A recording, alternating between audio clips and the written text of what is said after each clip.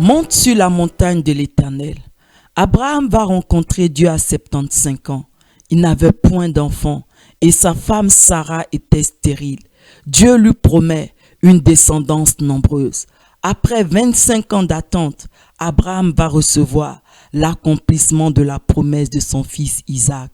Lorsque Abraham reçoit son fils Isaac, Dieu va le mettre à l'épreuve en lui demandant de se rendre sur la montagne de Morija pour lui offrir en sacrifice ce fils-là.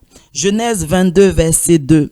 Dieu dit, « Prends ton fils, ton unique, celui que tu aimes, Isaac, va-t'en au pays de Morija, et là, offre-le en holocauste sur l'une des montagnes que je te dirai. » Amen. Abraham va donc obéir à Dieu en se rendant sur cette montagne avec son fils Isaac pour l'offrir en sacrifice à Dieu.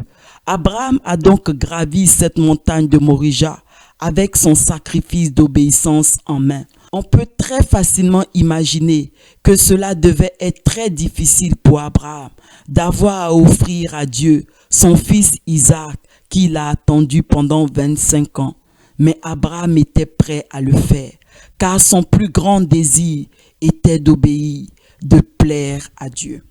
C'est donc l'obéissance d'Abraham concernant le sacrifice d'Isaac qui va le conduire sur le sommet de cette montagne de Morija. Tout porte à croire que cette montagne était assez élevée. En effet, cet acte d'obéissance qui conduit Abraham sur le sommet de la montagne de Morija est l'épreuve que Dieu lui-même devra subir, à savoir le sacrifice de son Fils unique Jésus-Christ pour la rédemption de l'humanité. Mais nous connaissons tous la suite de cette histoire. Abraham n'a pas réellement tué son fils Isaac. L'ange de Dieu l'a arrêté quand il était sur le point de le faire. Et l'ange va lui jurer l'accomplissement certain de cette promesse de la descendance nombreuse. Sur cette montagne, Abraham n'était donc plus seulement le père d'Isaac, mais il est également devenu le père d'une descendance nombreuse, aussi nombreuse que les étoiles du ciel et le sable sur le bord de la mer. Et c'est cela, du fait de sa position élevée sur cette montagne de Morija, qu'Abraham a pu voir et saluer de loin. Hébreux 11, verset 13.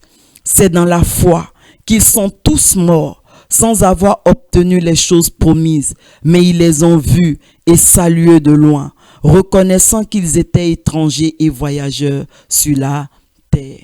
Aujourd'hui, dans la nouvelle alliance, cette montagne de l'Éternel n'est plus physique, elle est devenue spirituelle. C'est une montagne d'obéissance à Dieu, c'est-à-dire une montagne fondée par nos différents actes d'obéissance. La hauteur de la montagne sur laquelle nous montons est proportionnelle au prix de notre obéissance. En d'autres mots, plus notre obéissance nous coûte cher, plus notre montagne est élevée.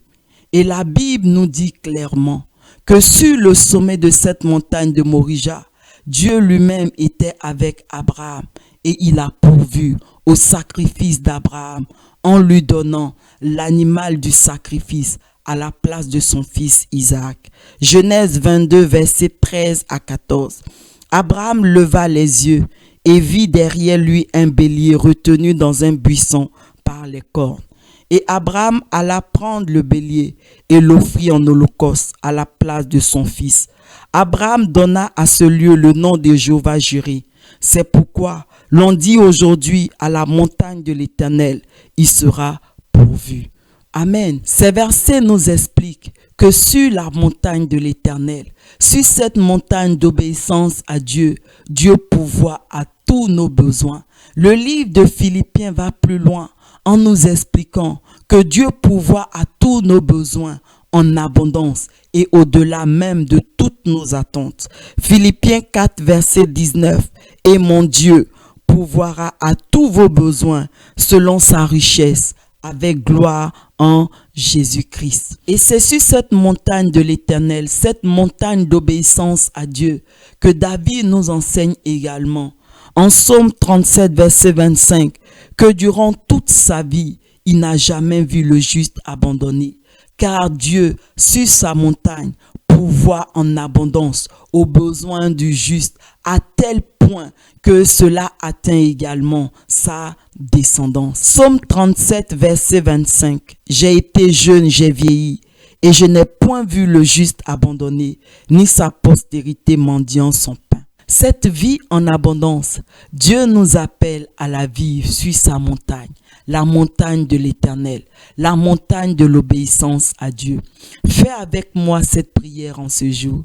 Seigneur, donne-moi la force de toujours gravir ta montagne jusqu'au sommet sans jamais m'arrêter.